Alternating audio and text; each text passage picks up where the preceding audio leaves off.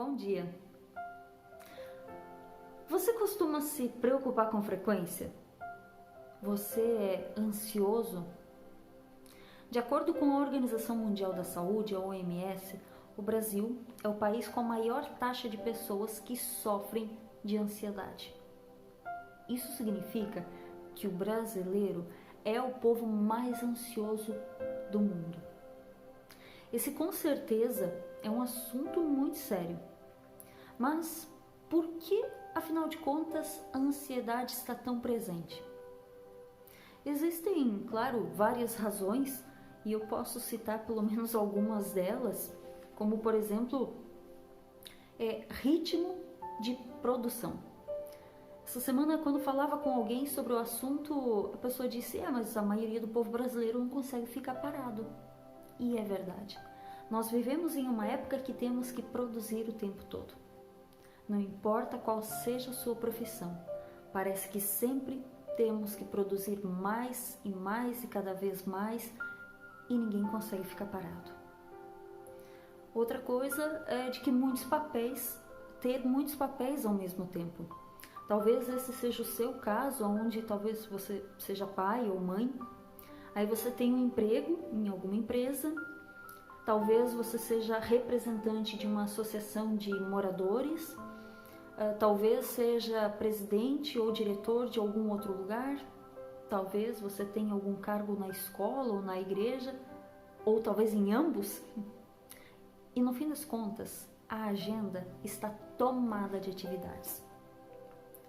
Outra coisa que acaba também gerando ansiedade é a tecnologia. É certo que em meio à pandemia a tecnologia tem sido uma mão na roda para todos nós. Mas o fato interessante é de que a tecnologia ela veio com a promessa de nos dar mais tempo livre. E aí eu pergunto para você, você tem mais tempo livre? Provavelmente a resposta é não. A tecnologia acabou aumentando o nosso trabalho, roubou a nossa folga, roubou o nosso tempo livre. E com isso, em meio também à tecnologia, as mudanças aceleradas.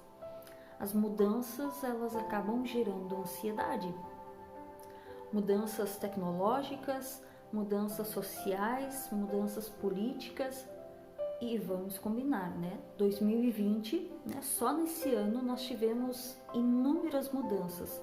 Mudanças de hábito, mudança na forma de nos relacionar uns com os outros, mudança na forma de trabalho. E tudo isso intensifica a ansiedade nos nossos dias. É claro que é importante dizer que, quando você vai, por exemplo, passar por uma entrevista de emprego, na noite anterior você deita, é normal sentir ansiedade, às vezes não conseguir dormir direito, e ficar naquela, aquela pressão toda. Isso até aí é normal, mas o problema é quando a ansiedade ela foge do controle, ela passa dos limites. A ansiedade e a preocupação são temas muito importantes na palavra de Deus. E o lugar onde Jesus fala bem diretamente sobre esse assunto está lá no Evangelho de Mateus, capítulo 6. Se nós olharmos o contexto, nós vemos que Jesus estava falando sobre a questão financeira. No entanto, a ansiedade ela não é exatamente uma questão financeira, do acúmulo de dinheiro. Mas a ansiedade é fruto do coração oprimido e obcecado pelo aqui e agora. E Jesus ele está se perguntando pelo sentido da vida. É como se Jesus dissesse assim: espera um pouco e me responde uma coisa. De onde veio a sua vida? Foi presente de quem? Como você a conseguiu?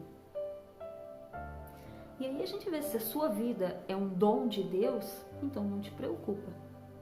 Ele a deu e Ele também dará condições de que você tome conta dela.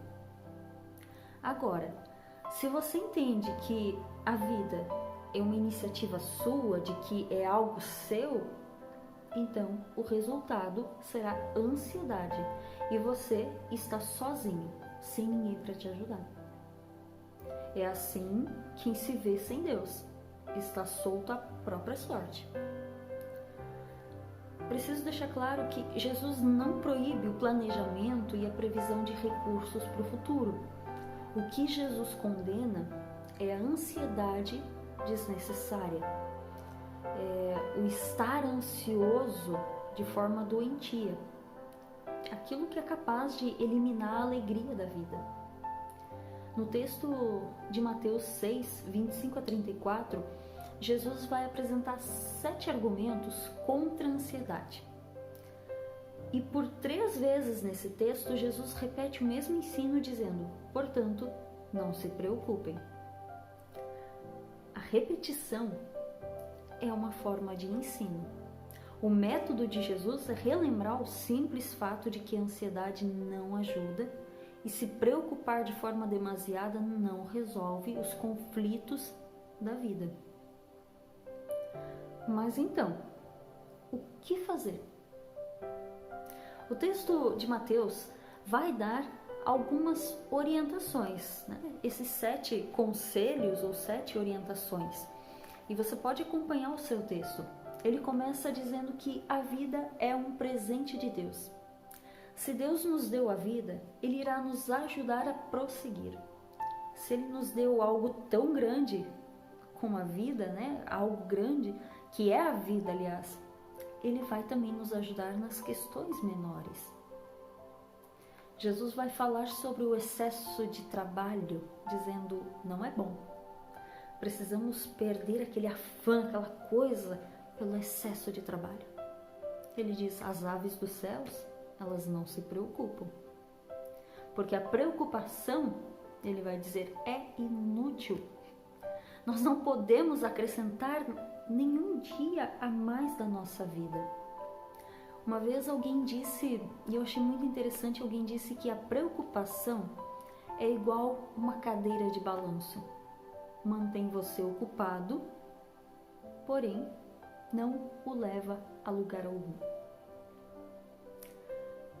Deus, Ele é sempre generoso. Aí Jesus fala das flores do campo. E se Jesus dá tanta beleza para uma flor do campo que vive tão pouco e que serve para algo tão comum, né, que é aquecer o forno, quanto mais dará a nós, seres humanos? Outra coisa que Jesus diz é que ansiedade é desconfiar de Deus. É pensar que Ele não vai dar conta, que Ele não vai conseguir cuidar das nossas necessidades. E Ele diz, os pagãos pensam assim. Jesus vai dizer para buscar o reino de Deus e a vontade dEle. Para curar a ansiedade, nós precisamos buscar o reino de Deus, aceitar a vontade de Deus e amar ao Senhor acima de todas as coisas. E por último, Jesus vai dizer para vivermos um dia de cada vez. O versículo 34 deixa um grande conselho. Eu acho ele fantástico. Ele diz: por isso, não fiquem preocupados com o dia de amanhã, pois o dia de amanhã trará as suas próprias preocupações. Para cada dia bastam as suas próprias dificuldades.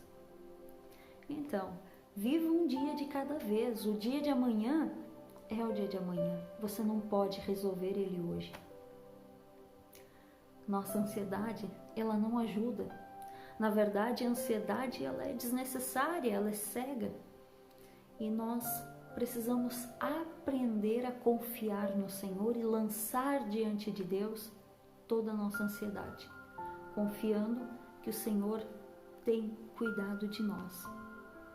Uma vez eu ouvi um pregador dizer assim: precisamos olhar para o passado com gratidão, olhar para o futuro com esperança e olhar para o presente com realidade, sabendo que o Senhor tem sido bom e que a sua vontade sempre será boa, perfeita e agradável. Confia no Senhor e descansa no amor e na graça que Ele tem sobre você e sua casa. Coloca a tua preocupação diante dEle e viva para a glória dEle. Eu sei, talvez não seja a tarefa mais fácil, mas procure lançar a sua ansiedade ao Senhor. 1 Pedro diz: lancem sobre Ele toda a ansiedade, porque Ele tem cuidado de vocês. Creia que Ele está cuidando de ti. Deixa que Jesus tome conta das tuas preocupações nesse dia e aproveita as coisas novas da vida. Amém. Quero te convidar para uma palavra de oração. Se você quiser, abaixa a tua cabeça, fecha os teus olhos. Vamos orar. Senhor nosso Deus, quando nós lemos a tua palavra, nós vemos que o Senhor já sabe de tudo aquilo que nós necessitamos. Tu sabes exatamente quais são as nossas necessidades. Nós muitas vezes pedimos coisas, queremos tantas outras que nem sempre são necessárias para o nosso dia a dia, para o nosso sustento. Mas Tu, Deus amado, sabe aquilo que de fato nós precisamos. Ajuda-nos a colocarmos diante de Ti os nossos anseios e as nossas preocupações. Ajuda-nos a confiarmos em Ti. Ensina-nos, olhando para os passarinhos no céu, para as flores no campo, a confiarmos em Ti, a confiarmos no Teu caráter.